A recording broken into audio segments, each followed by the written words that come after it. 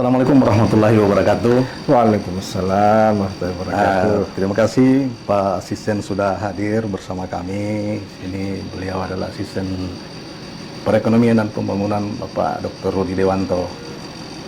Sedikit kita sampaikan Pak bahwa ini adalah podcast yang baru yang kita berharap ini menjadi embrio untuk pemerintah provinsi ke depan bisa dikembangkan. Ini adalah semacam proyek perubahan dari teman kita. Jadi mungkin ke depan bisa digunakan oleh pemerintah provinsi. Ya, kita berharap bisa dapat dukungan. Podcast ini bernama Podcast Cantik. Siding Cantik namanya. Siding Cantik itu adalah siaran diseminasi pencanangan Sulawesi Tengah negeri 1000 megalit. Kita lanjut ini Pak. Ini kan megalit atau megalitikum yang ada di Sulawesi Tengah ini, khususnya di kawasan Taman Nasional Lorerindu, itu kan sudah lama. Gitu. Nah, dari mana idenya itu? Sekarang mulai digali lagi untuk pengembangan ke depan bahwa mau menyatakan bahwa Sulawesi Tengah itu adalah salah satu daerah yang punya peradaban masa lampau. Itu gimana? Ya. Baik, terima kasih banyak ini atas kesempatannya. Makasih Pak sudah diundang di dalam podcast Siding Cantik ya, di sini. Karena memang kesempatan ini yang sangat penting, katanya jarang-jarang kita bisa berkomunikasi, bisa memahami kesempatan ini. Ya.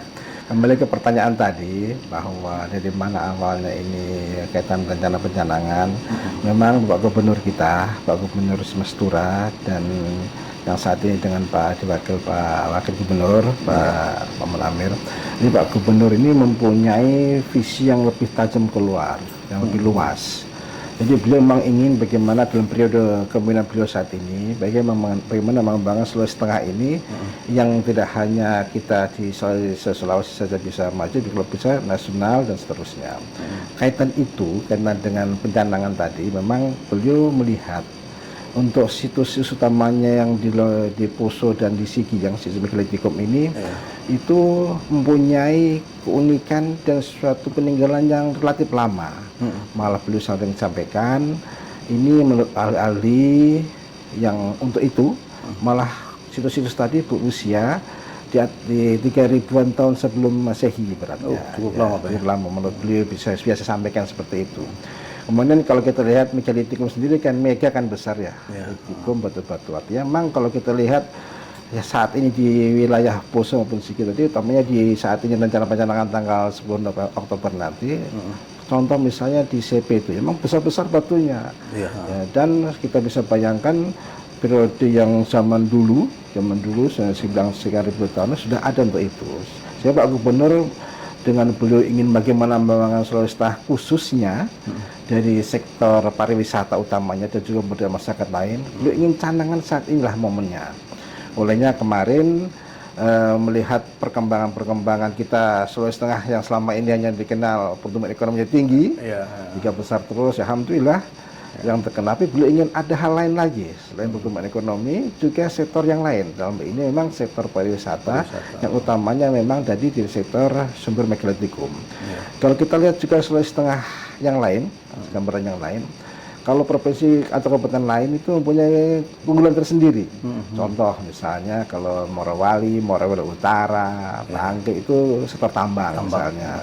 Kemudian Bangke Laut, Bangke Kepulauan, dan seterusnya itu punya sektor perikanan. Tapi yang kabupaten lain utamanya kalau Donggala ada sektor pariwisata misalnya. Poso ini kan sektor yang keunikan tersendiri itulah yang meninggal masa lampau ini yang perlu ingin canangkan.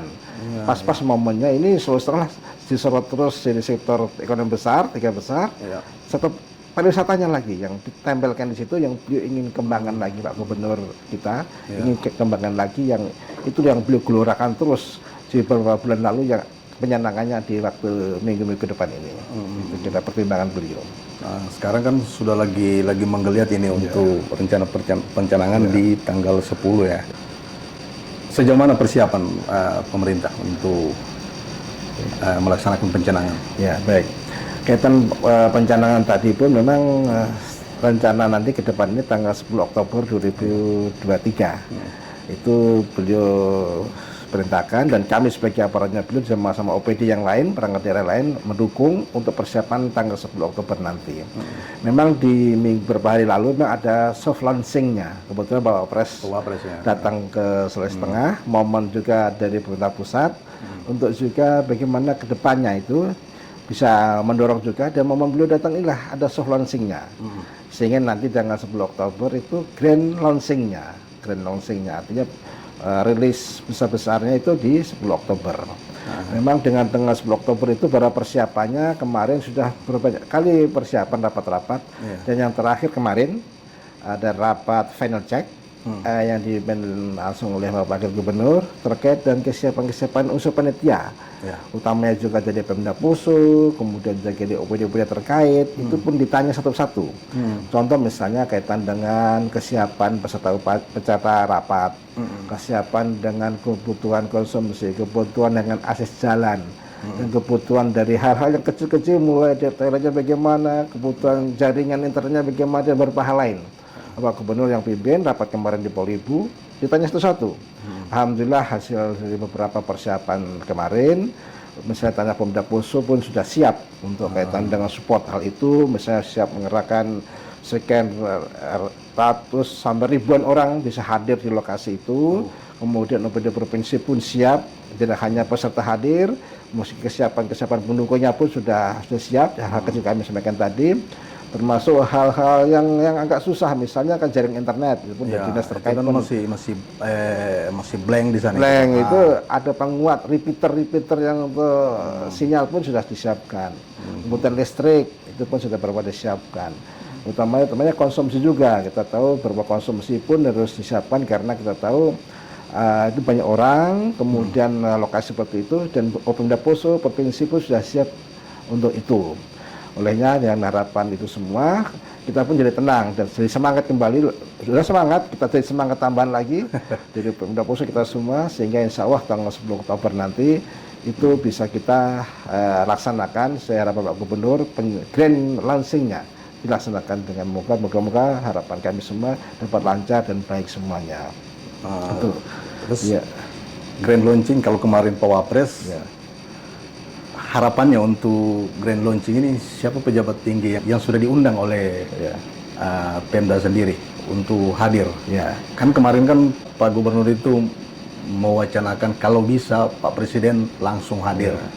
Ya kita juga berharap begitu biar Presiden tahu juga di mana itu tempat yang terpencil kan. Ini siapa Pak yang bisa yang sudah diundang? Baik. Masalah hadir itu hanya kan biasanya itu sekian hari kemudian bisa ada informasi. Kemudian kaitan kementerian itu awalnya 2 jadi 3 yang diundang, yaitu Kementerian Pariwisata dan Ekraf, Pak Sandiaga Uno, Pak Menterinya, kemudian juga Pak Kementerian Dikbud Ristek, Pendidikan Tinggi dan Riset dan Teknologi. Ada tambahan kementerian diundang itu dari Kominfo, karena ini kaitan dengan komunikasi masyarakat luas. Dan yang informasi yang sudah hadir, rapat kemarin sempat ditanya dari Pak Wakil Menteri Kominfo, itu yang rencana akan hadir itu di Palu, karena kemarin juga kebetulan tanggal 10 Oktober ini kan ada FDP. Sehingga kegiatan tersebut bisa dirangkaikan. Sehingga betul-betul efisien pimpinan pejabat dari Jakarta, dari provinsi pun sekaligus satu gayung semua bisa terlampaui semua, terpenuhi semua. Kira-kira itu. Nah, terus tadi bicara soal tamu yang diundang, yang saya bayangkan ini Pak gini, dataran lembah Bada itu ya bisa dibilang cukup jauh lah dari sini jangkauannya, melalui pegunungan terus masuk di lembah dengan kondisi yang masih agak terpencil di sana, meskipun sekarang sudah cukup ramai lah. Nah dengan Bapak bilang tadi itu Pemda Poso bisa menghadirkan orang sekian, itu gimana menampungnya di sana itu Pak? Karena kan sarana-sarana pun juga, atau memang pemerintah Poso yang sebagai tuan rumah mungkin juga sudah mempersiapkan itu? Karena sampai saat ini saya belum dengar bagaimana kesiapan lokasi acara sendiri. Karena kan kalau misalnya datang ribuan orang, saya tidak bisa bayangkan gimana menampung. Baik, terima kasih banyak. Jadi dari hasil rapat juga kemarin dan beberapa tayangan progres pekerjaan yang di lokasi ada sudah ditayangkan juga. Alhamdulillah, misalnya contoh kaitan dengan kebutuhan MCK toilet portable itu alhamdulillah dari dinas terkait misalnya BPBD provinsi, kemudian dengan bantuan Balai Pelaksana Wilayah pusat itu membantu juga untuk portabelnya, toilet portabel, kemudian juga dari sumber air Cikasda pun sudah membantu untuk itu. Kemudian yang kebutuhan berikut terkait dengan akses jalan. Akses jalan itu alhamdulillah kemarin ditayangkan juga Dinas Bina Marga. Alhamdulillah dengan alat bulldozer, alat stone mark dan lain-lain itu alhamdulillah sudah jalan dan malah kemarin disampaikan juga ada jalan baru. Awalnya kecil, mungkin ukuran ya sejenis mobil lewat pun nggak susah. Kemarin ditayangkan malah mobil sudah luas. Alhamdulillah itu. Kemudian juga kaitan dengan untuk tadi masyarakat banyak. Ya itu memang dari sisi lokasi yang awalnya banyak teman-teman yang nggak diundang ibaratnya semak-semak. Alhamdulillah kemarin sudah rapi, sudah luas, tinggal nanti pihak terkait, instansi terkait itu akan menyiapkan nanti tenda-tendanya, kursi-kursinya, dan kebutuhan-kebutuhan termasuk untuk ICU yang untuk orang mungkin lagi panas, perlu istirahat sebentar, itu pun sudah disiapkan untuk kesehatan. Dan juga memang kebanyakan nanti tamu-tamu dari Palu misalnya itu kebutuhan akses jalan yang dari Tentena ke Bada. Saya waktu kami dengan rombongan kemarin sempat lihat memang rata-rata 2,5 jaman ya, itu kecepatan sedang. Kecepatan sedang itu artinya karena cukup terjal memang itu. Dan alhamdulillah kemarin pun dari pihak Dinas Bina Marga sudah ngecek titik mana yang rawan termasuk ya kemungkinan longsor dan seterusnya. Mereka pun sudah menyiapkan alat berat dan sudah melakukan preventif termasuk yang lubang-lubang sudah ditambal dan seterusnya. Kemudian juga kaitan dengan tamu-tamu memang kebanyakan nanti kalau kami lihat kemarin laporan dari saat di Polibu memang kebanyakan nanti itu banyak ingin nanti Tentena. Stay-nya di Tentena. Tentena. Karena tadi kalau sampaikan 2,5 jam. Kalau acara misalnya jam 9 dimulai, artinya jam santai-santai jam 6 itu sudah masih bisa, itu kecepatan sedang. Kalau yang kecepatannya F1 mungkin 1,5 jam itu bahaya kalau kecepatan buru-buru. Tapi kalau kecepatan sedang itu 2,5 jam ya insya Allah sudah sampai ke tujuan. Memang kemarin yang kami tekankan sama pihak panitia dan beberapa pihak terkait itu akses jalan. Ya, itu yang penting karena kita tahu bahwa itu kalau sekian ribu orang tentu saja membutuhkan kendaraan, parkirnya seperti apa, tempatnya yang layak dan seterusnya.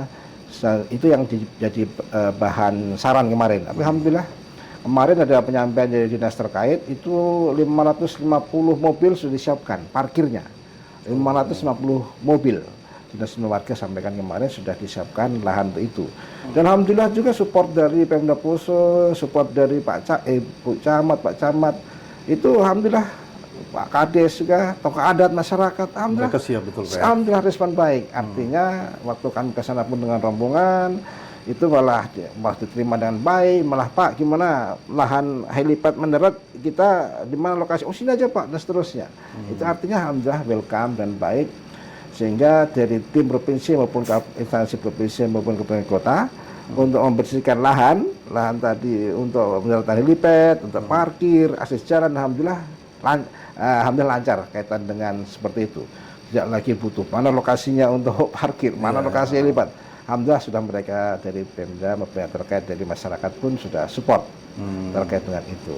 Ya. Oke Pak, sebelum lanjut Pak, saya harus jelaskan dulu ke pemirsa ini bahwa gini. Ini kan hampir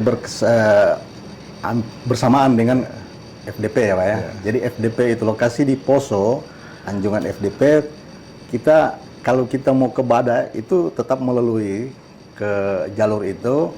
Jadi makanya mungkin orang yang menginap itu tidak semua akan di Bada. Jadi mungkin hanya butuh 2 jam sampai jadi lebih banyak stay di Festival Danau Poso di Tentena gitu. Itu makanya saya harus jelaskan dulu kenapa. Ya, terkait dengan infrastruktur tadi, ini mungkin juga bisa menjadi salah satu keuntungan masyarakat ketika pemerintah mengadakan event. Tadinya jalan yang sempit itu bisa diperluas, kan? Karena memang saya kasih gambaran, saya memang pernah ke Bada, itu cukup sulit. Selain tanjakan tinggi, tikungan, terus sempit.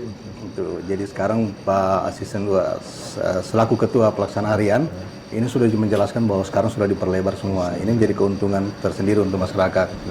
Kita juga berharap bahwa tidak hanya sampai di situ, bisa mungkin ditingkatkan. Yang tadinya hanya di cutting-cutting mungkin bisa ditingkatkan lebih aspalnya. Nah, sekarang sebagai penutup ini Pak, saya akan tanya, ini kan ketika dicanangkan, terus mau diapakan?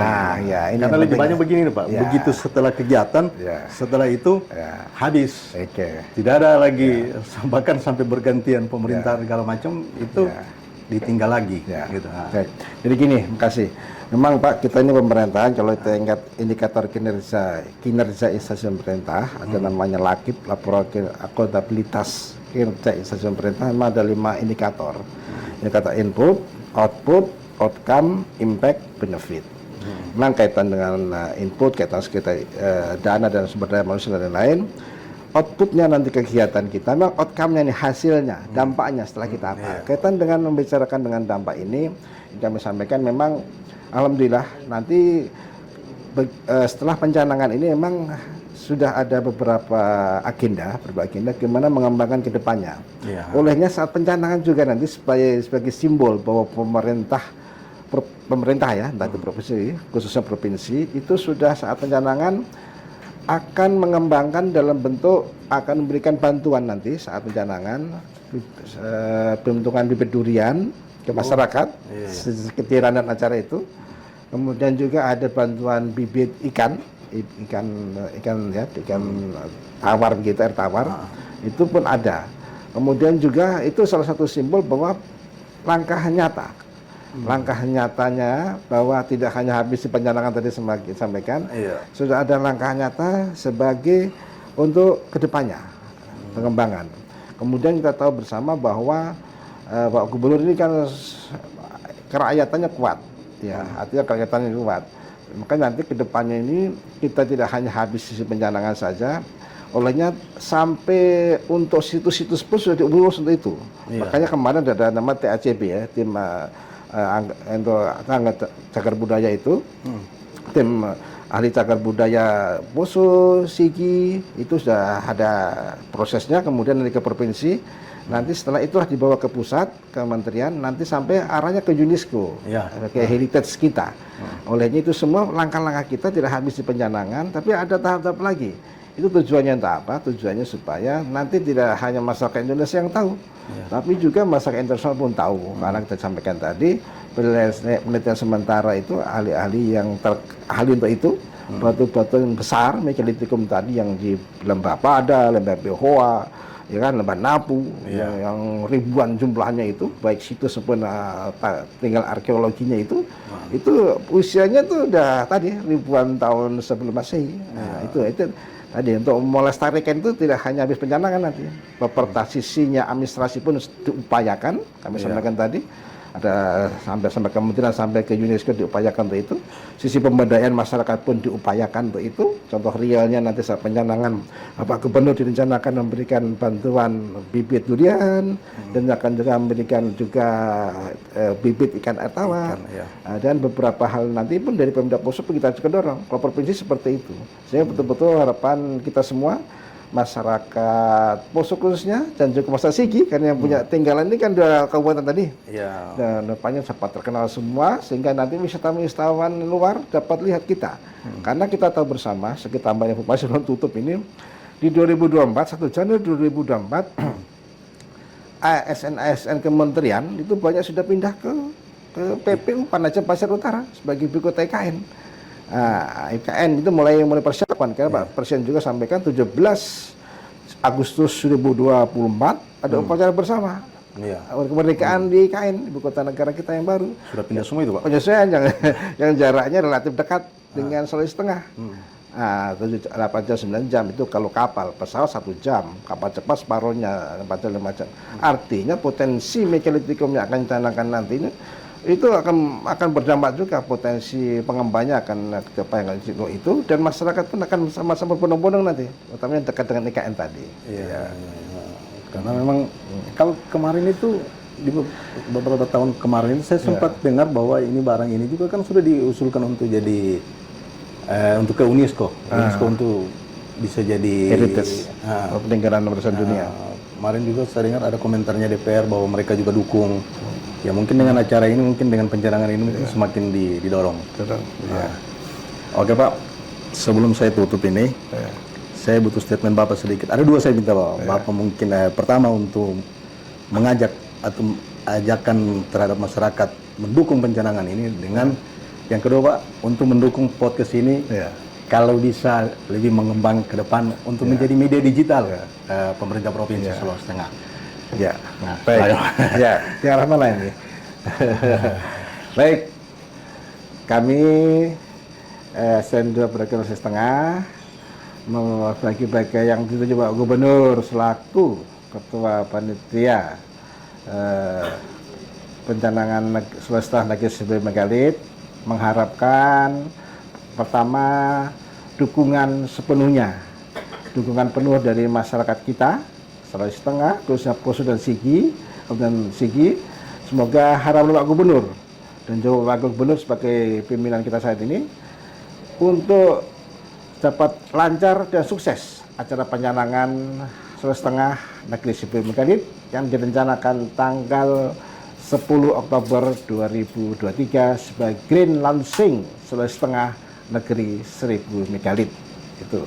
Yang kedua, juga marilah kita dorong podcast CGD Cantik sesuai namanya. CGD Cantik ini cantik luar dalam, tidak hanya dari sisi penampilannya, juga substansi dan materi-materinya.